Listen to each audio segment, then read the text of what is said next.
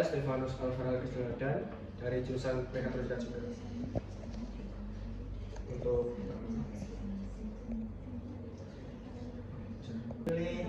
topik aplikasi TikTok ini adalah bahwa aplikasi TikTok ini telah menguasai berbagai kalangan, khususnya kalangan remaja dan dewasa. Namun untuk berbagai tujuan. Namun di sisi itu ada banyak dampak negatif yang terjadi di aplikasi TikTok, seperti komentar sara dan hujatan, maksudnya kebudayaan asing, meniru kebudayaan asing, penipuan, pelanggaran hak cipta, dan lain-lain.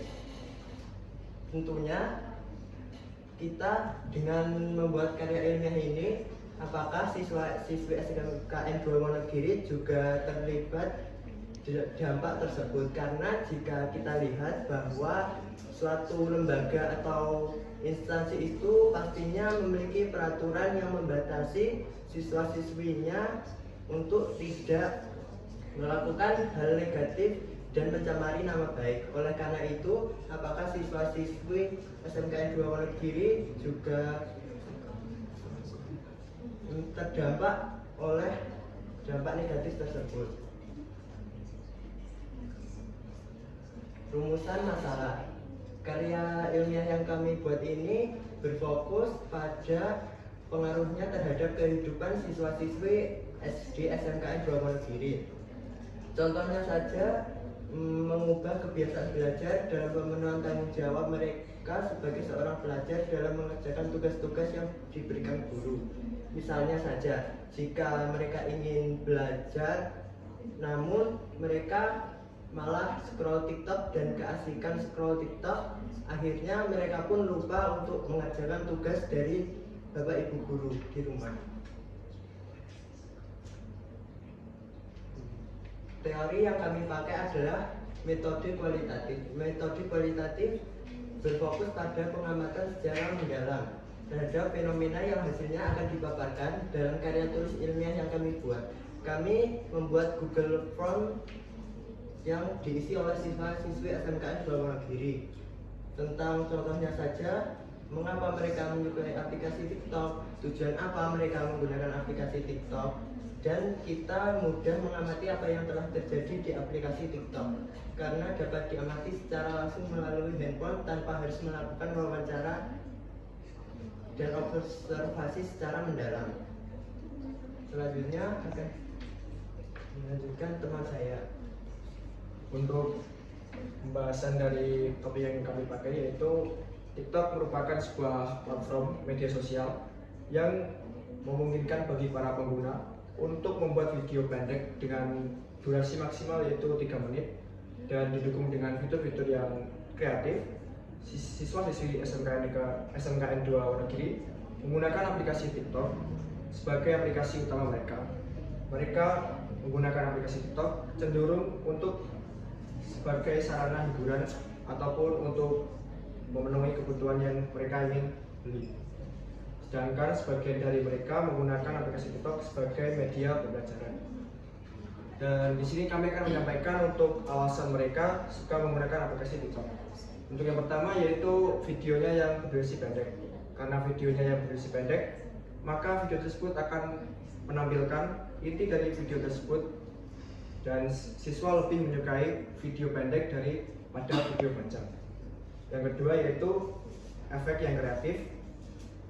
Aplikasi TikTok menawarkan berbagai macam hiburan dan edukasi yang didukung oleh efek-efek yang kreatif, dan informasi dapat diakses secara cepat dari berbagai negara.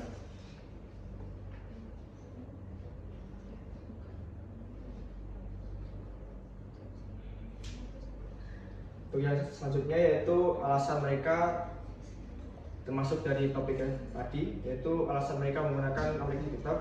Yang ketiga yaitu menggunakan AI tingkat lanjut. TikTok menggunakan algoritma tingkat lanjut untuk mempelajari preferensi pengguna dan menyajikan konten yang sesuai melalui istilah yang bernama FYP atau sajian beredar. Yang keempat yaitu sebagai sarana jual beli barang. Selain sebagai sarana hiburan dan edukasi, TikTok juga memberikan fitur jual beli yang disebut TikTok Shop. TikTok Shop adalah fitur e-commerce yang memungkinkan pengguna membeli produk secara online.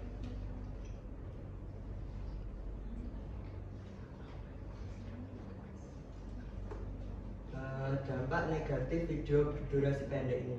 Menurut beberapa penelitian bahwa manusia itu memiliki dopamin di otaknya, yaitu dopamin itu dapat bekerja dan berfungsi ketika mereka harus melakukan hal-hal yang sulit terlebih dahulu. Jika saja kita menonton video pendek itu kan langsung ke intinya, berarti kita tidak melakukan hal-hal sulit terlebih dahulu seperti menonton video panjang yang harus berpikir apa inti dari video tersebut. Selanjutnya yaitu kebiasaan scroll TikTok membuat lupa waktu juga. Karena kebiasaan mereka menggunakan aplikasi TikTok dalam kehidupan sehari-hari yang tujuannya sebagai sarana hiburan sehingga edukasi yang ada tidak ditonton. Padahal jika saja video yang setiap hari mereka tonton tentang edukasi pasti akan mendapat ilmu lebih banyak di setiap harinya daripada menonton hiburan saja. Beberapa siswa-siswi juga pernah saat mereka mau belajar lalu scroll TikTok, mereka menjadi lupa untuk belajar karena keasikan scroll TikTok.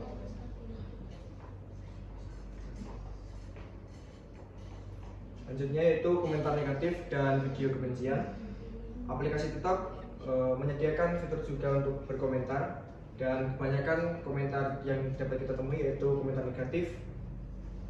Aplikasi TikTok karena banyaknya orang yang menggunakan TikTok, pastinya tidak semua orang suka dengan video atau seseorang yang membuat konten. Dan video yang sensitif seperti membahas ras atau agama terkadang juga menimbulkan perdebatan.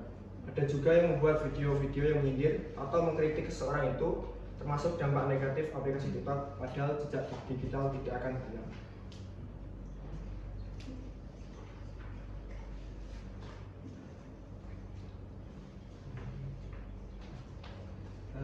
Kesimpulannya adalah bahwa menggunakan aplikasi TikTok, bahwa siswa-siswi SMKN 2 Wonogiri menggunakan aplikasi TikTok sepenuhnya sebagai sarana hiburan.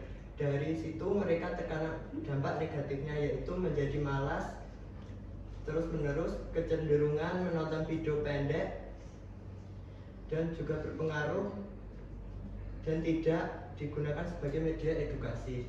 Cara menghindari dampak negatif tersebut adalah menggunakan aplikasi TikTok sebagai sarana edukasinya.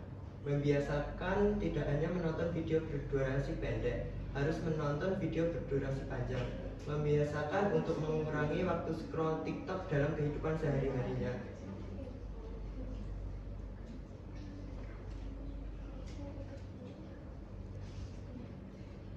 Selain itu, kita juga harus menghindari dampak negatif TikTok yang berhubungan dengan jejak digital. Tidak membuat video yang negatif dan dapat mempengaruhi orang lain untuk melakukan hal-hal negatif. Yang kedua, dapat menyaring kebudayaan asing karena kebudayaan atau kebiasaan dari negara lain yang cepat masuk ke aplikasi TikTok dalam bentuk video. Jika ada komentar negatif, tidak usah ditanggapi. Jika ditanggapi, pasti yang berkomentar negatif akan senang. Jika dibiarkan saja, pasti akan berkomentar negatif, akan malu atau diam sendiri. Tidak mudah mempercayai berita yang belum tentu benar, jadi perlu untuk mencari tahu terlebih dahulu dalam tentang berita yang sedang booming.